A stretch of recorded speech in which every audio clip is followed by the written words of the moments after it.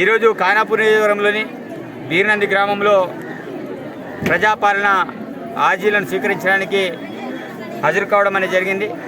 మరి ప్రభుత్వం ఆ రోజుల్లో ఏవైతే 6 గ్యారెంటీలో చెప్పింది 6 గ్యారెంటీలు క్షేత్రస్థాయిలో ప్రజల దగ్గరికి వెళ్ళేసి వాటిని అమలు చేయాలి, వాళ్ళకు సమస్యలు తెలుసుకోవాలనే ఆలోచనతో అధికారులని క్షేత్రస్థాయిలో పంపించే కార్యక్రమంలో భాగంగా మరి ఈరోజు మరి బీర్నంది గ్రామంలో కార్యక్రమాన్ని ఏర్పాటు చేయడం అనేది జరిగింది. ప్రజలందరూ కూడా వాళ్ళ యొక్క ఆర్జీలని స్వచ్ఛందంగా ఇవ్వచ్చు. ఈ 6 గ్యారెంటీలకు సంబంధించిన అంశాలు ఈ 6 తారీఖు వరకే కాదు, 6 తారీఖు తర్వాత కూడా ఆర్జీలను కూడా నిరంతరంగా తీసుకునే ఉంటాం. ఎవరు కూడా బాధపడాల్సిన అవసరం లేదు. చాలామంది దుబాయ్ కావచ్చు, హైదరాబాద్ చాలా వేరే ప్రాంతాలకు పనులకు వెళ్ళడం అనేది జరిగింది. అది మేము లేము, ఎట్లా మరి రేపటి రోజు మాకు రేషన్ కార్డు వస్తుందా రాదని చాలా ఇబ్బంది పడుతున్నారు. ఎవరు కూడా ఇబ్బంది పడాల్సిన అవసరం లేదు. మేము నిరంతరం అప్లికేషన్లు తీసుకుంటూనే ఉంటాం, సమస్యను పరిష్కారం చేస్తూనే ఉంటాం. ఎవరు కూడా బాధపడాల్సిన అవసరం లేదు. కాబట్టి సోదరులందరికీ కోరుకునేది ఒకటే, మీరు నాకు అవకాశం ఇచ్చారు ఈ ప్రాంతంలో. మరి 33 సంవత్సరాల తర్వాత ఇక్కడ కాంగ్రెస్ పార్టీ అభ్యర్థిగా నేను గెలవడం అనేది జరిగింది.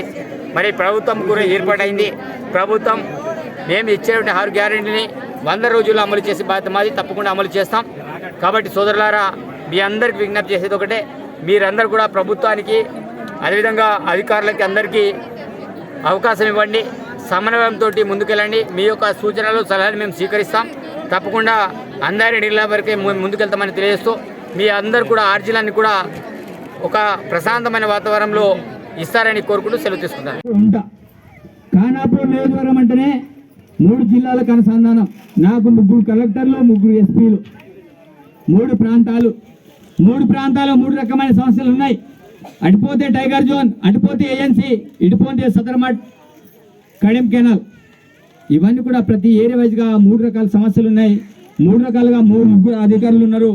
కాబట్టి నేను మీ సమస్యకు పరిష్కార మార్గం మీరు ఎప్పుడు ఫోన్ చేసినా నేను అందుబాటులో ఉంటా. కాబట్టి సోదరుడు అడిగిండు రైతు బంధు ఏమైంది, రైతు బంధు దాని మీద కూడా చాలా రకాలుగా మాట్లాడుతున్నారు. రైతు